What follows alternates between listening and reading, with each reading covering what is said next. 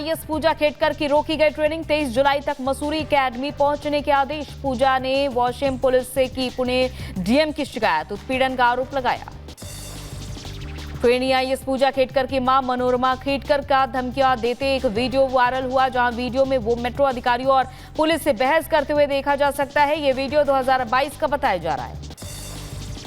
बरेली में तौकीर रजा के कार्यक्रम का हिंदू संगठनों ने विरोध किया, प्रशासन को सौंपा ज्ञापन। एसएसपी ने कहा बिना अनुमति के नहीं होने देंगे कार्यक्रम। सामूहिक धर्म परिवर्तन के ऐलान से पीछे हटा तौकीर रजा। 21 जुलाई को 5 हिंदू जोड़ों का निकाह और धर्म परिवर्तन कराने के कार्यक्रम के लिए जिला प्रशासन से अनुमति मांगी थी, जो कि नहीं मिली। मुंबई की वली हिट एंड रन केस के मुख्य आरोपी को 14 दिन की जेल। कोर्ट ने मिहिर शाह को 30 जुलाई तक न्यायिक हिरासत में भेजा। नीट पेपर लीक मामले में सीबीआई को बड़ी सफलता हाथ लगी है, जहां बिहार से मास्टरमाइंड समेत 2 गिरफ्तार हुए। पटना से गिरफ्तार पंकज सिंह ने ट्रक से चुराया पेपर। हजारीबाग से अरेस्ट राजू ने बांटे पेपर। बिहार के दरभंगा में पूर्व मंत्री मुकेश सहनी के पिता जीतन सहनी की हत्या, हिरासत में लेकर कई लोगों से पूछताछ। मुकेश सहनी बोले, मेरे पिता की बेरहमी से हुई हत्या, हत्यारों पर हो रही है कड़ी कार्रवाई। जीतन सहनी मर्डर केस में पुलिस के हाथ लगी सीसीटीवी फुटेज। वीडियो में दिखे 4 संदिग्ध। 2 लोगों ने जीतन सहनी से बाइक गिरवी रखकर उधार लिए थे पैसे। जीतन सहनी की मौत के बाद तेजस्वी ने नीतीश सरकार पर साधा निशाना कहा, अपराधियों को बिहार सरकार का संरक्षण, कानून व्यवस्था की जिम्मेवारी कौन लेगा।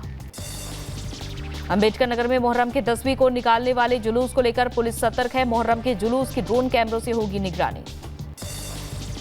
भड़काऊ नारेबाजी के आरोपी गौहर चिश्ती को कोर्ट ने किया बरी, 5 और आरोपियों को किया रिहा। अजमेर दरगाह के बाहर सिरतन से जुदा का नारा लगाया था। उत्तराखंड के मंगलौर में पत्थरबाजी का मामला सामने आया, जहां पुलिस ने 5 उपद्रवियों को गिरफ्तार किया। उपचुनाव में जीत के बाद बिना अनुमति जुलूस निकाला, पथराव किया। पुलिस से अभद्रता के भी आरोप। लखनऊ के पंतनगर में बुलडोजर एक्शन पर रोक, सीएम के आश्वासन के बाद लोगों ने मनाया जश्न। सीएम योगी बोले, जनता की सुरक्षा और संतुष्टि हमारी जिम्मेदारी। यूपी में टीचर्स की डिजिटल हाजिरी पर लगी रोक, 2 महीने तक जारी रहेगी रोक। डिजिटल अटेंडेंस का विरोध कर रहे थे शिक्षक। अब सभी पक्षों के साथ बातचीत के बाद फैसला लिया जाएगा। बुलंदशहर के खानपुर में प्राचीन गेट पर चला बुलडोजर, सड़क चौड़ीकरण को लेकर प्रशासन ने गिराया गेट। बुगरासी थाने में के उनके सामने दरवाजा था।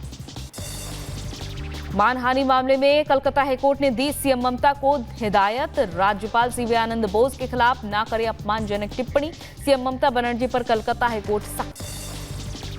स्वाति मालीवाल केस में विभव कुमार की बड़ी मुश्किल, दिल्ली पुलिस की चार्जशीट में धारा 308 का जिक्र और गैर इरादतर हत्या की कोशिश का चल सकता है केस। 30 जुलाई को कोर्ट में पेशी। दिल्ली की बुराड़ी में बनने जा रहे केदारनाथ धाम मंदिर का बदला जाएगा नाम। उत्तराखंड में संतों के विरोध के बाद ट्रस्ट ने नाम बदलने का फैसला किया। दिल्ली के केदारनाथ मंदिर का नाम बदलेगा। अयोध्या के लिए रवाना हुई बौखनाथ महाराज की डोली। सीएम धामी ने देहरादून परेड ग्राउंड में आयोजित कार्यक्रम में बाबा बौखनाथ की पूजा अर्चना की। यूपी के शाहजहांपुर में हाईवे पर 2 सांडों ने मचाया जमकर तांडव। सांड को बचाने में कार और ट्रक की भिड़ंत हो गई, जहां हादसे में एक शख्स की मौत, वहीं दूसरा शख्स गंभीर रूप से घायल।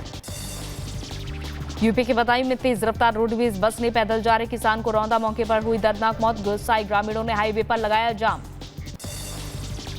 मध्य प्रदेश के सीहोर में ट्रेन की चपेट में आने से बाघ की मौत, 2 शावक घायल। भोपाल के एक्सपर्ट डॉक्टर कर रहे हैं इलाज। जम्मू कश्मीर के गांदरबल में हादसा हो गया। जोजिला दर्रे पर एक वाहन खाई में जा गिरा, हादसे में 3 लोगों की मौत, 1 घायल। राहत बचाव कार्य जारी। यूपी के सीतापुर में दर्दनाक सड़क हादसा हो गया, जहां कार और अज्ञात वाहन की टक्कर हो गई, 1 शख्स की मौत जबकि 8 लोग घायल बताए जा रहे हैं। उधमपुर के राउंड मेल में इलाके में एक डंपर में आग लग गई, जहां धू धू कर चला डंपर, चालक ने सूझबूझकर अपनी जान बचाई। शराब तस्करी में फरार निलंबित कांस्टेबल नीता चौधरी गिरफ्तार। गुजरात एटीएस ने सुरेंद्र नगर से पकड़ा। नीता चौधरी निचली अदालत से बेल मिलने पर फरार हो गई थी। यूपी के गाजीपुर में पुलिस और बदमाश के बीच मुठभेड़ हो गई, जहां 25,000 का इनामी बदमाश गोली लगने से घायल। सहारनपुर में कुरान पढ़ाने वाले टीचर ने नाबालिग से किया रेप। पीड़ित लड़की के परिवार ने थाने में शिकायत की। पुलिस ने आरोपी अफजाल को गिरफ्तार कर जेल भेजा। मध्य प्रदेश की बड़वानी में पागल कुत्ते के आतंक से ग्रामीणों में दहशत है। 23 लोगों को काट कर किया घायल। जिम्मेदार प्रशासन ने नहीं ली मामले की सुध। सीतापुर में आम बेचने वाले ने ई रिक्शा चालक को पीटा। ई रिक्शा चालक की पिटाई का वीडियो हुआ वायरल। ई रिक्शा निकालने को लेकर हुआ था विवाद। Ahmedabad Mumbai bullet train project का 40% काम पूरा। वलसाड जिले के कोलक नदी पर 160 मीटर लंबा पुल बनकर तैयार। 508 किलोमीटर लंबे कॉरिडोर के लिए 15 और पुलों का निर्माण होना है। गाजा पट्टी में इजरायली सेना की एयर स्ट्राइक जारी। गाजा के सेफ जोन में इजरायल ने बरसाए गोले। 17 फिलिस्तीनी नागरिकों की मौत। खान यूनिस शहर के बाहरी इलाके में इजरायली सेना ने शरणार्थी कैंपों पर बरसाए बम। 60 से ज्यादा फिलिस्तीनियों की मौत हुई। ये हमला एक गैस स्टेशन के पास हुआ, जहां लोग हमलों से बचने के लिए कैंपों में जा रहे थे। यूपी के सबसे एक्टिव ज्वालामुखी माउंट एटना में विस्फोट हो गया, जहां विस्फोट के बाद तेजी से निकलता दिखा लावा। कई किलोमीटर तक फैली राख। दक्षिणी पेरू में दर्दनाक सड़क हादसा हो गया, जहां 200 मीटर गहरी खाई में गिरी बस। हादसे में 220 लोगों की मौत, कई लोग जख्मी।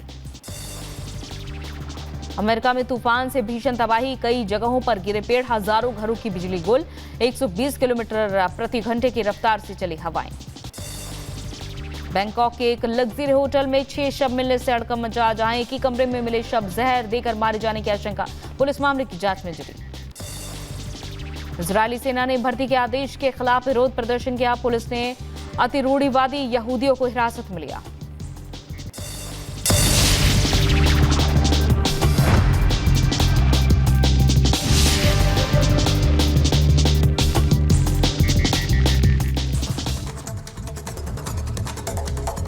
और इधर केंद्र सरकार ने नीति आयोग का पुनर्गठन कर दिया है। इसमें सहयोगी दलों के वरिष्ठ मंत्रियों को भी जगह मिली है। देखिए 1 मिनट में पूरी खबर।